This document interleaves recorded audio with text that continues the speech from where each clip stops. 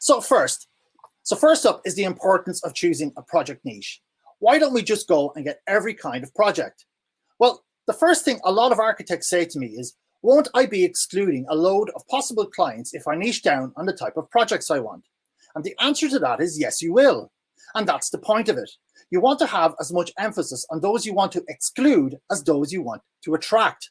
And for those of you watching, a lot of you are currently staying general and broad when promoting your services to cast as wide a net as possible to get clients. So let me ask you, how is that currently working for you? Are you getting high-end Resi clients coming to you? Or are you working with pain in the ass clients? And if that's the case, don't worry. After you apply what you learn here, you'll have as many high-end Resi clients as you can handle. You only want potential clients who are interested in a specific project niche to be attracted to your services, because they will be prepared to pay you more for your services, and it allows you to more accurately align your services with what they want. So here's the reality. High-end Resi jobs are built by affluent people. It's pretty much as simple as that, as they are the ones that can afford them. The emotional meaning these higher-end jobs have for these people is massive, and that's why I love this market so much. And as a result, they want to hire the best people for the job.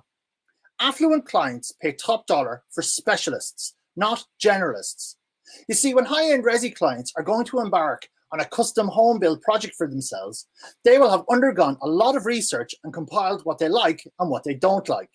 Essentially, what that means is that they will have already settled on the look and style of the house before they start talking to architects. And it's this style they have chosen that drives their search.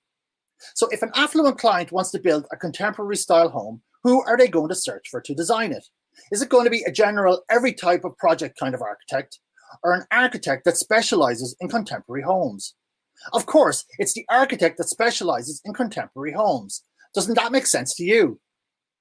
So I'll now give you an example. Imagine you were unfortunate enough to be diagnosed with glioblastoma, which is a type of brain cancer. Would you then research it by Googling the term cancer to find more information on it? Or would you Google the term glioblastoma for research and information on it? Would you look for a cancer doctor, or would you look for a glioblastoma specialist for treatment? The answer is obvious. We want specialists for the things that matter. And believe me, spending a ton of money on a new home matters.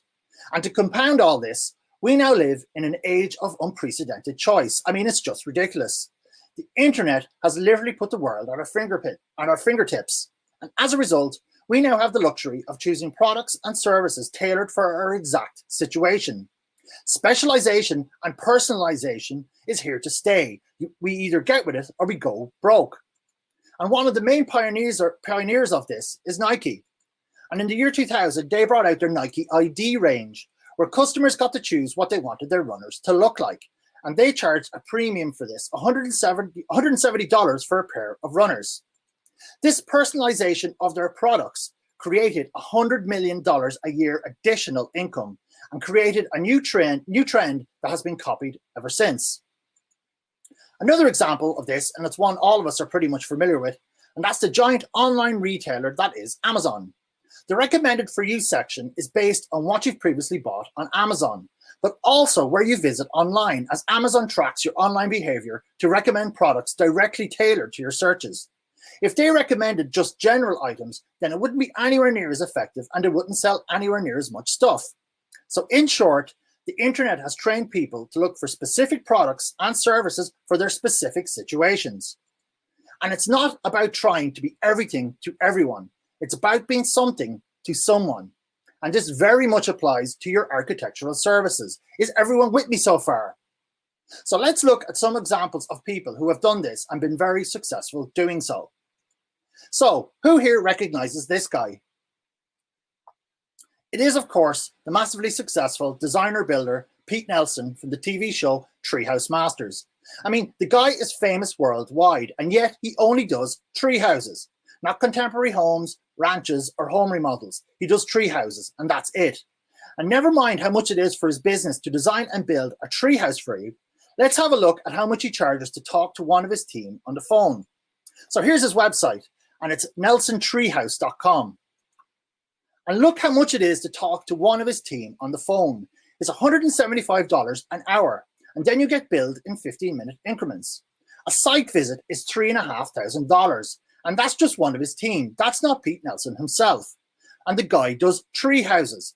What I'm trying to convey to you is to be the Pete Nelson of barn conversions, be the Pete Nelson of ranches, be the Pete Nelson of modular homes, be the Pete Nelson of contemporary homes, whatever it is that floats your boat. You get the idea. Now we'll look at the MacDaddy of architects himself, Frank Lloyd Wright. Well, did you know what put him on the map were prairie houses? And that was it. He niched on prairie houses. And it was only after he mastered that and was known for it did he branch out to other types of projects. And let's not stop there. Let's come back to Norman Foster himself. He cut his teeth with high-tech industrial buildings, and that was it. His business became specialists in that type of project before they branched out. And now look at him. He's the only architect on the annual Sunday Times rich list, and he's got an estimated fortune of £170 million, which equates to $221 million. Not too shabby for someone who started out in a project niche. However, Sir Norman took it to an entirely new level, which allowed him to get to this kind of wealth. And we'll look at that when we cover step 2, which is the client niche. But here's the thing.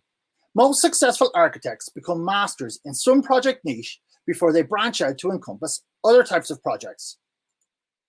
Our most successful students all specialize in some type of home. John Scanlon specializes in Irish cottages.